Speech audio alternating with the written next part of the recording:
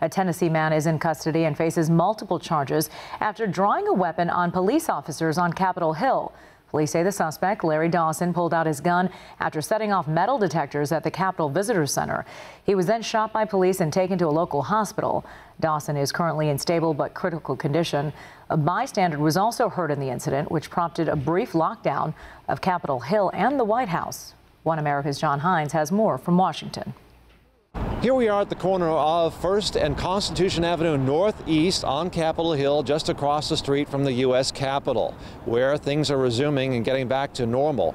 Earlier, the entire Capitol complex was on lockdown because of an incident at the Capitol Visitor Center, which is just behind me, involving someone with a handgun who was then shot by a Capitol Hill police officer. The event, which caused the Capitol complex to be in lockdown for about an hour, occurred while both houses of Congress remain in recess. Allegedly, it involved a man who apparently brandished a gun. Capitol Hill Police Chief Matthew Verderosa says the incident occurred in the Capitol Visitor Center, or CVC. Subject entered the north screening facility of the Capitol Visitor Center. During routine administrative screening, the individual drew what appeared to be a weapon and pointed it at officers. An officer fired and struck the suspect, who was subsequently treated by medical personnel.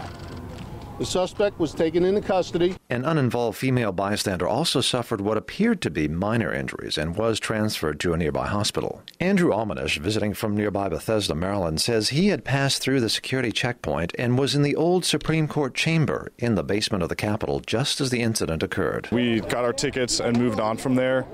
And so we made it to the crypt and then to the old Supreme Court room, and then that's when the shots were fired.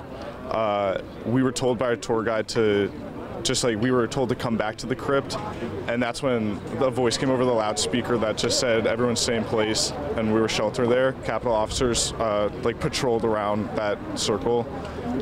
We were in there for 30 to 40 minutes. Chief Verderosa says that this appears to be the work of a lone individual who has a history of disruptive events at the Capitol complex on previous occasions. Some 2 million people a year pass through the Capitol Visitor Center. John Hines, One America News, Washington.